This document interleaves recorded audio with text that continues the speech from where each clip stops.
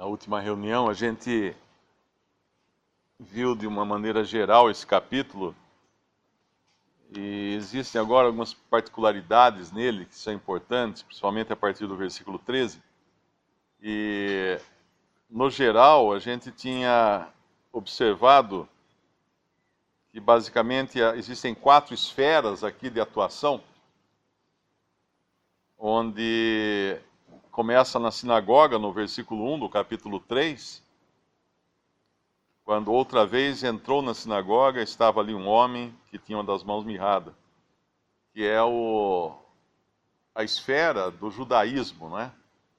A sinagoga representa a esfera do judaísmo, na qual havia no capítulo 1 um homem possesso, e agora há no capítulo 3 um homem que não consegue fazer nada, porque ele tem a mão mirrada. Nós sabemos que o judaísmo é todo baseado na lei, que era toda uma doutrina de causa e efeito. Devia fazer algo para receber algo. Depois fala do mar, no versículo 7, retirou-se Jesus com seus discípulos para o mar. O mar nos fala das multidões, dos gentios, das gentes. E já é um indício que o Senhor estava deixando de lado o seu povo, para o qual ele veio a princípio, para se ocupar então com os gentios. E aí no versículo 13, ele sobe no monte. E é interessante esse trecho aqui do 13 ao 19, porque é algo que ele faz aqui que vai servir de fundamento para a igreja. Embora a princípio ele esteja falando aqui de Israel, e esses discípulos no princípio são judeus, voltados para levar o evangelho do reino aos judeus. O Senhor até em outro evangelho fala que eles não deveriam levar ninguém a não ser a casa de Israel. Mas nós sabemos que esses mesmos discípulos, com exceção de Judas depois, serão o alicerce, serão o fundamento da casa de Deus. E lá em Apocalipse, capítulo 21, nós vemos a importância que é dada a eles, aos 12. E esse 12, é sempre bom a gente lembrar, não é exatamente um número, embora seja um número também, mas não é exatamente um número, mas é uma instituição. Então vai haver um momento aqui quando só havia 11, e ainda assim a palavra de Deus se refere a eles como 12. Apocalipse 21, versículo 14.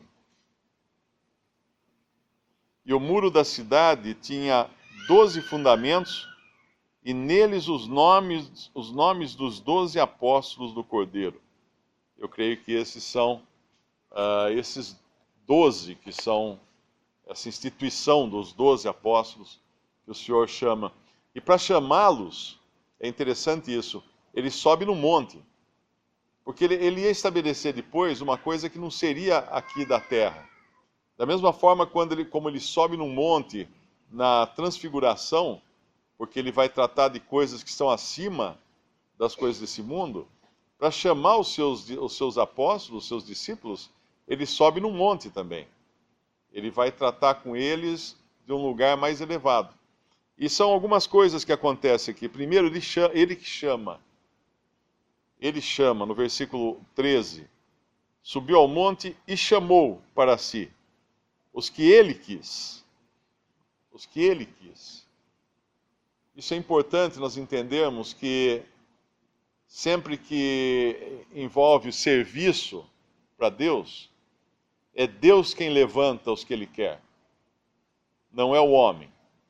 Nós sabemos que hoje na cristandade existe muita coisa no sentido de faculdades de teologia, homens ordenando homens, ordenações de pastores, de bispos, de padres, de uma série de coisas, mas o Senhor chama.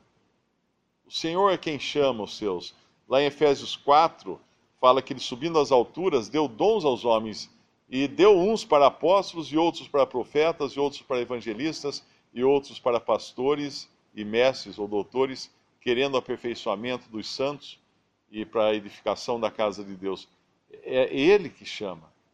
Ele chama, Ele escolhe e Ele envia, como Ele vai fazer aqui. Então, primeiro Ele chama conforme a sua vontade. os que ele quis. Não era nem baseado nas características deles, podemos dizer assim, esse aqui tem mais talento para isso, aquele tem mais... Não, ele quis, ele chamou, porque é ele quem vai capacitar também. Ele vai capacitar depois. Chamou para si os que ele quis e vieram a ele. E nomeou 12 para que estivessem com ele e os mandasse a pregar, e para que tivesse o poder de curar as enfermidades e expulsar os demônios. A primeira coisa, o primeiro movimento no serviço do Senhor é estar com ele. Ele chama para que estivessem com ele. A ordem às vezes é invertida, né? A pessoa quer sair pregar, quer sair trabalhar, quer fazer alguma coisa para o Senhor, mas sem estar com o Senhor não vai funcionar. Assim como Maria, que ficou aos pés do Senhor, enquanto Marta trabalhava de lá para cá, corria de um lado para o outro, até o Senhor ter que falar para ela, Marta, por que você está tão ocupada com tantas coisas? Maria escolheu a melhor parte, estar com Cristo. Então todo serviço para Deus começa, primeiro, pelo chamado do Senhor, segundo, pelo estar na presença dEle. Pelo estar na presença dEle. Porque é na presença dEle que nós vamos entender o que Ele quer de nós, né? Eu me lembro, a minha filha, quando era pequena, ela era muito rápida nas coisas, e quando a gente dava uma ordem, falava, Lia, vai pegar, ela saía correndo para pegar, e às vezes ela tinha que voltar para pegar o quê? Porque ela se adiantava até a ordem, e a gente brincava até com ela, porque ela era sempre assim, a gente fazia disso uma piada em casa, né? Mas muitas vezes nós somos assim como cristãos, nós saímos correndo, e depois nós não sabemos exatamente por que nós estamos correndo, por que nós estamos fazendo, para quem nós estamos fazendo, aí tem que voltar a estar com o Senhor, estar com Ele, ter uma comunhão com Ele, e aí então entender realmente o que Ele deseja de nós. Estar com Ele, para que estivessem com Ele. E aí Ele os manda pregar, os mandasse a pregar. Agora Ele vai dirigi-los a pregar. E é interessante que eles vão pregar no começo o Evangelho do Reino, mas depois da formação da igreja, Pedro vai ser o primeiro que vai pregar ali para uma multidão de judeus, para que se arrependessem, porque fazia parte, inclusive, da questão dos judeus terem que se arrepender de terem abandonado os caminhos de Deus e os oráculos de Deus. Mas desses apóstolos começa todas as coisas. Se nós estamos sentados aqui hoje, e um dia nós ouvimos o evangelho de alguém, provavelmente se nós traçássemos uma árvore genealógica, né? Um pregou para o outro pregou para o outro, outro pregou para o outro, nós vamos chegar em quem? Nesses daqui. Nós vamos chegar nesses 12, 11 depois, mas depois entra Matias, que foram a base, o fundamento de todas as coisas. E hoje nós estamos com a Bíblia nas nossas mãos e com as epístolas dos apóstolos e também daqueles que não eram apóstolos, como Lucas e o próprio Marcos, mas Deus falando através deles como profetas. Então tudo começa aqui, nesses daqui, e aí ele capacita. Uma vez que ele chama, ele escolhe, ele chama, ele nomeia os 12 para que estivessem com ele e os manda pregar, aí ele dá poder. A capacidade é dele. No caso aqui, era o começo ainda de uma obra que Deus estava fazendo no mundo. Muita gente pergunta às vezes, mas por que tinha tantos milagres, como fala aqui, para que tivesse o poder de curar as enfermidades e expulsar os demônios? Deus estava dando início a uma grande obra. E na Bíblia todas as vezes que nós vemos Deus iniciar uma grande obra, existe também uma grande movimentação, existem milagres. Não é diferente, se a gente vai na cidade aqui, vão lançar um prédio ali na esquina, no lançamento do prédio, não só tem o terreno ainda, o que fazem? Eles chamam banda, soltam fogos de artifício, distribuem bexigas, tem aquelas moças que ficam na esquina com bandeira, faz toda uma celebração para chamar a atenção que está começando uma obra ali naquela esquina. Não é diferente com Deus. Quando Deus tirou os israelitas do Egito, ele fez isso com grandes sinais, porque era uma coisa tremenda que Deus estava fazendo. E ao longo de toda a história nós vamos ver acontecer isso. Aqui, quando ele chama esses 12, quando Cristo vem ao mundo, né, já começa por aí, e aí quando ele começa o seu ministério, é em poder, em milagres, em maravilhas e sinais.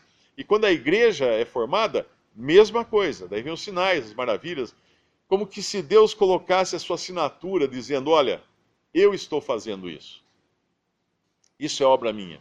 E aí, quando ele chama esses, aí ele dá que ele nomeia, né?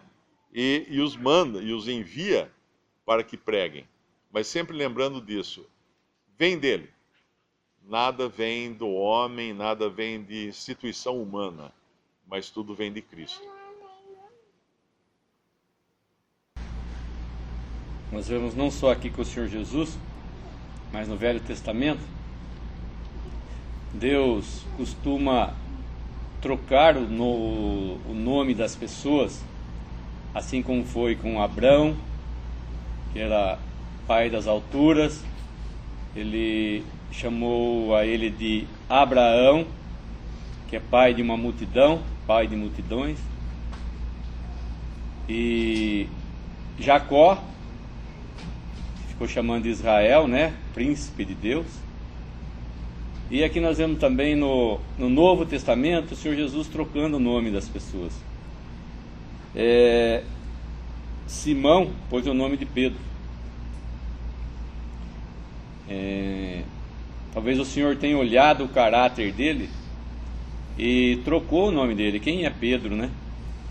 Quem era Simão? Tem um significado da palavra Simão também, mas eu não me lembro agora.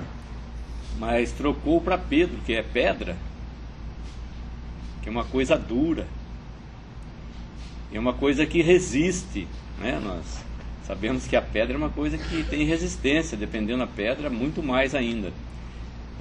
Então Pedro é chamado de Simão é chamado de Pedro.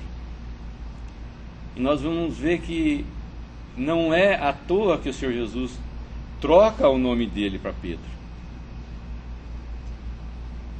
Ele vai levar sobre si uma grande carga, né? Dos apóstolos, nós vemos, é o que mais se fala nos evangelhos, nas cartas. E ele levou realmente uma grande carga sobre si e teve que ser sustentado por Cristo, né? Embora o Senhor Jesus tenha chamado ele de Pedro, que era uma coisa dura, ele negou o Senhor, mas o Senhor rogou por ele, e nós vemos que o fruto que deu esse homem, né, nos evangelhos, na salvação de almas, ele é como eu já disse, um dos principais, e que Deus conhece cada um, e Deus poderia trocar os nossos nomes, conhecendo as nossas personalidades, né, o que nós somos.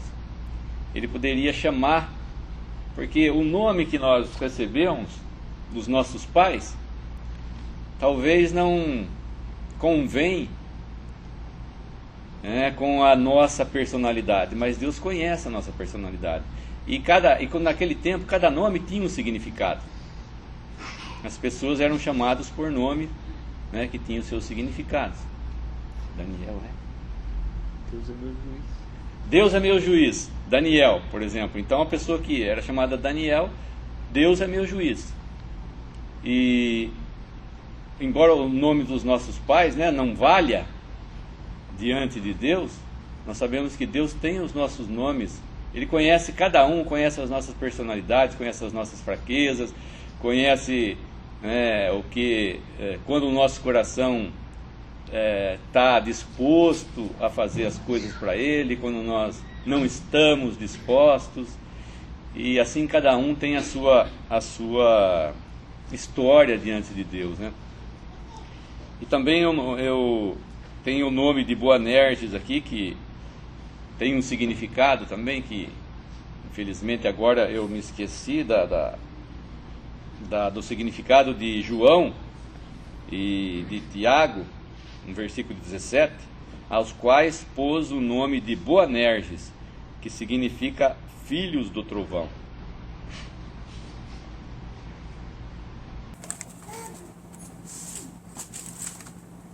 Versículos em Atos, capítulo 1. Atos. Livro de Atos, capítulo 1.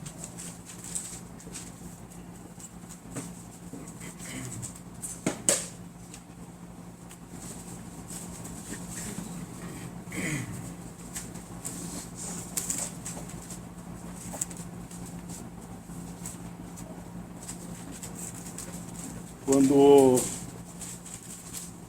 vão colocar outro no lugar de Judas Iscariotes, vamos pôr versículos finais já.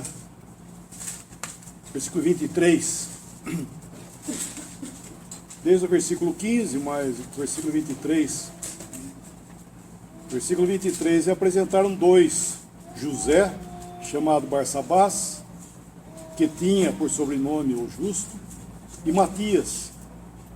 E orando disseram: Tu, Senhor, conhecedor do coração de todos, mostra qual desses dois tens escolhido, para que tome parte neste ministério apostolado, e que Judas se desviou para ir para o seu próprio lugar.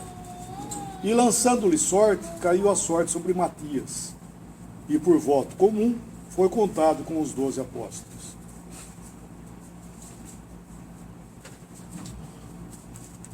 E havia o Salmo, versículo 20, fala: porque no livro dos Salmos está escrito: fique deserta a sua habitação, e não haja que nela habite, e tome outro o seu bispado. E daí eles, por direção, eles pegam e colocam Matias. Inclusive, esse versículo 26... É a sorte de Jeová, não é lançar sorte, dado, jogaram coisa assim. Muitos fizeram essa sorte que o ser humano faz. Não era isso, era a sorte de Jeová. E a sorte de Jeová caiu sobre Matias. E eles, em comum acordo, eles elegeram Matias. Então é interessante que a seriedade da instituição dos 12 era a coisa que o Senhor tinha feito e não deveria ser mudada. No entanto, na falta de Judas, eles elegeram Matias de uma forma justa e correta, segundo a direção do Senhor. Eu digo isso porque no capítulo 9, nós vemos que vai aparecer o Paulo, que é outrora Saulo. Ele aparece e ele é instituído apóstolo. Então muitos acham que aqui no capítulo 1 foi falha deles. Então, na verdade, quem teria que ser o número 12 era para ser Paulo. Isso não está correto. Aqui justamente foi elegido, eleito, Matias. Estava tudo certo. Paulo, ele veio porque ele foi um apóstolo diretamente da igreja. Ele não tinha, por assim dizer, nada a ver com os 12. Ele foi aquele que foi elevado ao terceiro céu, onde o Senhor já havia estado após a sua ressurreição dentre os mortos. Ele estava nesse lugar. Então o Senhor pegou ele e levou ele nesse lugar alto, como nós vimos aqui, os 12 foram levados a um monte para receber do Senhor o apostolado, e Paulo foi elevado ao terceiro céu para receber o seu apostolado da igreja, algo que veio diretamente do céu. E como o Mário já disse, quando Paulo desce, trazendo as verdades da igreja, tudo aquilo que pertencia à igreja, veio direto de Paulo, e por Paulo, nós vemos que o Senhor capacita os 12 a entender a verdade presente agora, que era da igreja. A igreja da qual, né, eles ouviram do Senhor, mas até então eles não tinham entendido. Então, por Paulo veio isso aí, e eles abraçaram, né, essa verdade. E o Espírito Santo, logicamente, dando toda a luz e todo o discernimento para entender o que Paulo dizia. E eles entraram, foram contados, como fala em Efésios capítulo 2, como fundamento da igreja também. Aquilo que o apóstolo era Paulo, eles entraram junto nesse apostolado da igreja também. Mas eu estava dizendo isso para ver essa diferença, que não houve falha nenhuma na eleição de Matias, como muitos pensam. Que eles elegeram errado, daí o Senhor teve que trazer Paulo, que na verdade era o 12º. Isso não tá certo. Paulo era um apóstolo, como eles chamam, abortivo, né? Ele foi realmente distinto de todos eles. Ele não andou com o Senhor, aqui como eles andaram, ele não participou da eleição do Senhor com eles, ele foi algo completamente distinto, né? Ele foi, falando outra vez, ele foi arrebatado ao terceiro céu, ele conheceu Cristo na glória, ele não participou dos sofrimentos de Cristo, da rejeição de Cristo. Ele participou da glorificação de Cristo, viu Cristo glorificado, esse homem na glória. E até uma coisa que é interessante, né, nas cartas de Paulo, ele expressar esse desejo que ele tinha, não é essa palavra, né, inveja, mas isso que ele tinha pelos 12, que eles participaram da rejeição de Cristo. E Paulo não participou disso. Paulo participou de conhecer o Cristo glorificado, ele não conheceu o Cristo rejeitado. Então ele aqui, ele queria ter o privilégio de sofrer pelo nome do Senhor, de sofrer a rejeição de Cristo nele também, de que aqueles 12 puderam fazer isso, participaram disso junto, apesar com todas as suas falhas, né? Eles participaram disso, e Paulo não tinha participado disso. Então é interessante, né, essa colocação de Paulo no meio deles. Ele não entrou como sendo o superior, né? Pelo contrário, né? Ele vai, apesar de ser o portador das boas novas da igreja, ele vai com eles no sentido de que privilegiado que vocês foram de poder participar dos sofrimentos de Cristo, que eu não participei. Então o que podia cumprir nele agora, ele ia fazer isso. Ele ia participar da rejeição de Cristo na vida e no ministério dele. Isso que o irmão falou está em Efésios 3.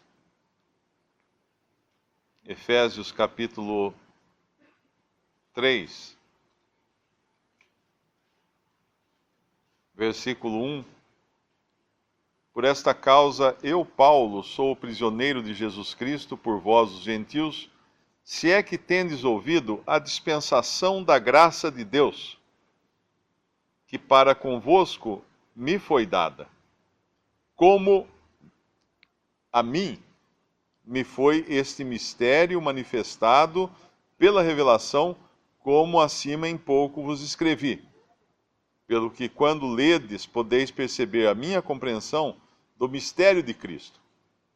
E aí no versículo 5 ele completa: o qual noutros séculos não foi manifestado aos filhos dos homens, como agora tem sido revelado pelo Espírito aos seus santos apóstolos e profetas, a saber que os gentios são coerdeiros e de um mesmo corpo e participantes da promessa em Cristo pelo Evangelho, do qual fui feito ministro, pelo dom da graça de Deus. São duas coisas distintas. Primeiro ele fala do ministério que ele recebeu, do segredo que ele recebeu, e depois ele fala desse segredo ser revelado também pelo Espírito Santo a todos os outros apóstolos. Então, esse entendimento, né, que o Lemão tinha falado, que passou também a todos os apóstolos, mas que primeiro foi dado a Paulo, quando o Senhor revelou a ele a verdade da igreja.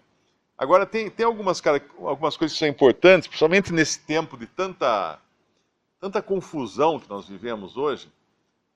E uma coisa importante entender é o seguinte: apóstolo são esses que nós vemos na Bíblia. Não tem outro apóstolo, ninguém mais é apóstolo. Se eu vestir uma roupa branca, colocar um estetoscópio em volta do pescoço e entrar no hospital, eu posso até passar por médico. Quem não me conhece ou quem não conhece os médicos do hospital, eu posso entrar num quarto, tomar o pulso de algum paciente ali, andar para lá, andar para cá, e talvez eu até passe alguns dias fazendo isso até descobrirem que eu sou impostor. Aí eu vou ser preso, porque eu sou impostor. Qualquer pessoa que hoje se declare apóstolo é um impostor. Ele é um impostor. Porque para ser apóstolo, primeiro tinha lá em Atos 2, Atos 1, que é a passagem que nós estávamos lendo, no versículo 21, aqui é dada uma das características de apóstolo. É necessário, pois, que dos varões que conviveram conosco todo o tempo em que o Senhor Jesus entrou e saiu dentre nós, começando desde o batismo de João, até o dia em que dentre nós foi recebido em cima, um deles se faça conosco testemunha da sua ressurreição. Então, se alguém chegar para você e falar assim, eu sou o apóstolo fulano da igreja tal, então eu pergunto, puxa vida, mas como é que você conseguiu durar tanto tempo? Porque você deve ter participado do batismo de João Batista, você deve ter vivido todo o tempo do ministério do Senhor Jesus aqui na terra, sido testemunha da sua ressurreição e ainda chamado por ele para ser apóstolo. E está vivo até hoje, 2000 anos depois. Maravilha, um milagre. Porque é um impostor. É um impostor, uma pessoa que se denomina apóstolo é impostor. É um impostor, ele está usando, ele sou eu vestido de médico visitando o doente no hospital, sou impostor. Eu não sou médico, eu não posso fazer isso. Então essa diferença, essa distinção, ter visto o Senhor, ter andado com o Senhor, ter testemunhado a sua ressurreição desde o dia do começando do batismo de João Batista, eram características ou credenciais de um apóstolo.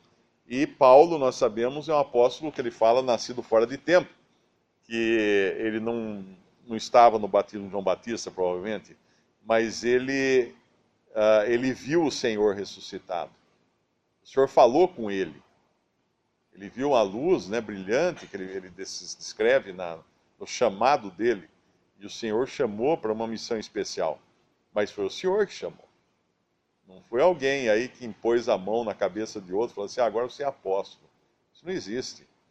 E muitos são enganados por causa disso. Muitos seguem esse tipo de conversa.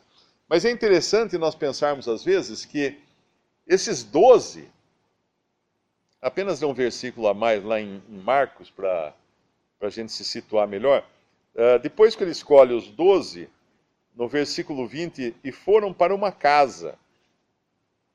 E afluiu outra vez a multidão, de tal maneira que nem sequer podiam comer pão. E quando os seus, ou seja, os parentes do Senhor Jesus, ouviram isto, saíram para o prender, porque diziam, está fora de si. Eles achavam que ele estava louco, porque de repente viram ele acompanhado daquele grupo de jovens, porque eram jovens. Esses apóstolos, eles deviam estar na faixa dos 20 anos de idade, né? Eram todos jovens eles. O Senhor devia ter uns 30 anos. Tem um Salmo 110 que descreve o Senhor, podemos até abrir lá. É um salmo profético, e é bonita a linguagem poética que fala dele nesse Salmo 110, no versículo 3.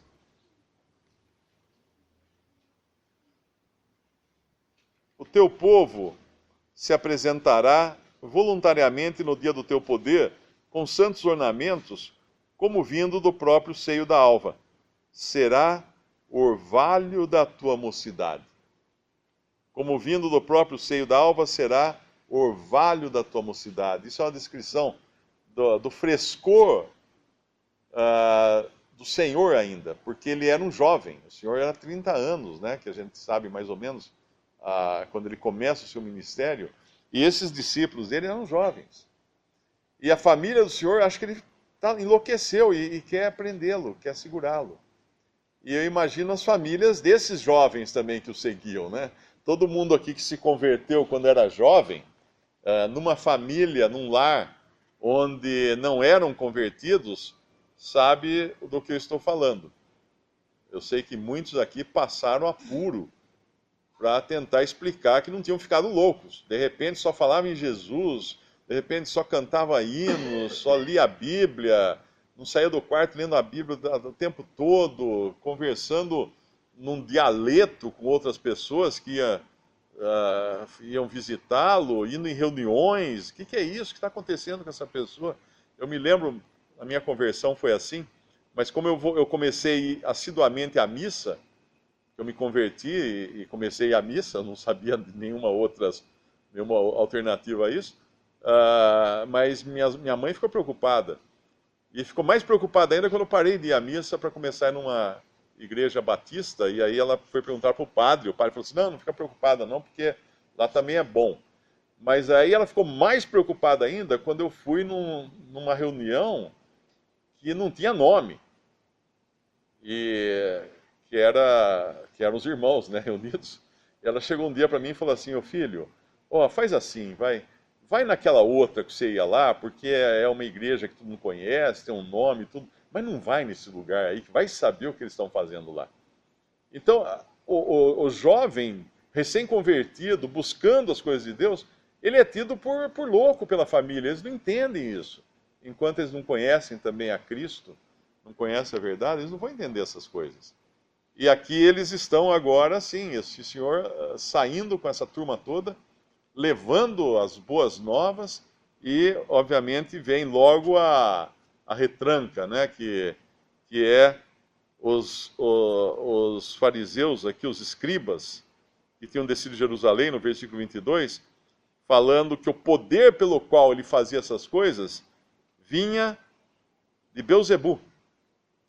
Como o Senhor fazia tudo pelo poder do Espírito Santo, o que eles estavam dizendo era que o poder do Espírito Santo era um poder demoníaco. E aí ele vai falar aqui do que é a conhecida blasfêmia, né? No versículo 28. Na verdade vos digo que todos os pecados serão perdoados aos filhos dos homens, e toda sorte de blasfêmia com que blasfemarem. Porém, qualquer que blasfemar contra o Espírito Santo, nunca obterá perdão, mas será réu do eterno juízo, porque diziam, tem espírito imundo. Essa aqui é impressionante hoje.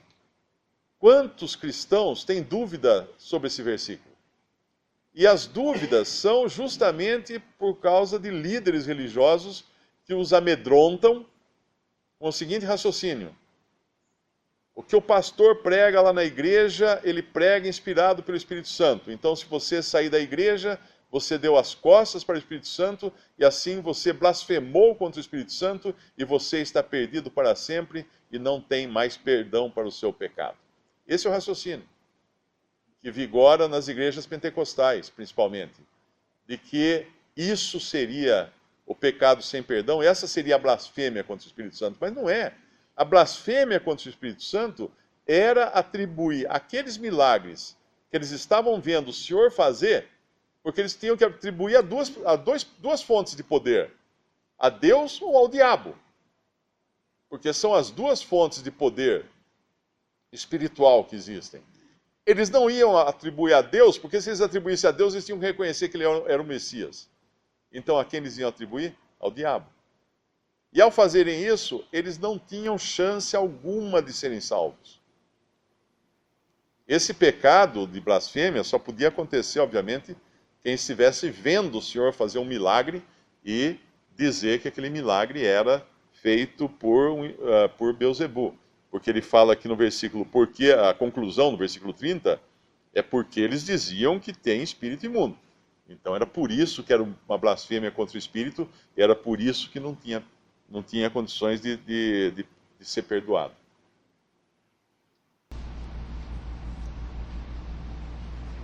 Em João, não precisa abrir lá, João 7:5 diz: porque nem mesmo seus irmãos criam nele. E no versículo 31, chegaram então seus irmãos e sua mãe, e estando de fora, mandaram-no chamar. E a multidão estava sentada ao redor dele, e disseram-lhe: eis que tua mãe e teus irmãos te procuram, e estão lá fora. E ele lhes respondeu, dizendo: quem é minha mãe e meus irmãos? E olhando em redor para os que estavam assentados junto dele, disse: eis aqui minha mãe e meus irmãos. Portanto, qualquer que fizer a vontade de Deus, esse é meu irmão e minha irmã e minha mãe. O Senhor Jesus nunca, nas Escrituras, se referiu a Maria como sua mãe. Ele sempre disse mulher. Lá em João 2, ele diz: mulher, que tenho eu contigo? Quando ela pede para o Senhor Jesus transformar água em vinho, ele diz: mulher, que tenho eu contigo? E quando ele vai para Jerusalém, e a mãe e o pai dele procuram-no na festa, ele diz: seu pai, o versículo diz: seu pai e sua mãe o procuravam, e pergunta para ele: não, filho, o que fizeste? Ele diz: não sabias que eu havia de cuidar dos negócios de meu pai? E Maria guardava no seu coração essas coisas, porque ela teve contato com o anjo disse: o ente santo que de ti há de nascer será chamado Filho de Deus. Ele nunca teve mãe. E quando eles vão lá dizendo que era parente deles, que era sua mãe, seus irmãos, ele diz: ele não reconhece essa irmandade. Não que ele não era sujeito à mãe e ao pai, como fala lá em Lucas, mas ele nunca chamou, Maria, ou mesmo a seus irmãos, eu posso pensar, de irmãos. A palavra sim fala que eram irmãos de Cristo, mas Cristo, nunca chamou-os de irmãos. Nós nunca vemos Cristo chamando de irmãos. Nós vemos o Senhor Jesus chamando de irmãos depois que ele ressuscita, subo para meu Pai e vosso Pai, meu Deus e vosso Deus, e vai e dizei aos meus irmãos. E quando o Senhor Jesus está na cruz também, quando Maria está aos pés da cruz, ele diz: mulher, eis aí teu filho, dizendo para João, o apóstolo João. E ele diz para João: eis aí a tua mãe. Ele não que ele destratava Maria, mas Maria nunca foi a sua mãe de carne. Ela foi usada pelo Espírito Santo, um corpo de carne, usada, agraciada, bem-aventurada, mas que gerou um ente que ela sabia quem que era, porque o anjo desde o princípio disse para ela quem ele era, e Maria bem sabia, e o Senhor Jesus nunca se refere a Maria como sendo sua mãe. Como nós vemos aqui, minha mãe são os que fazem meus irmãos, essa é meu irmão, minha irmã e minha mãe.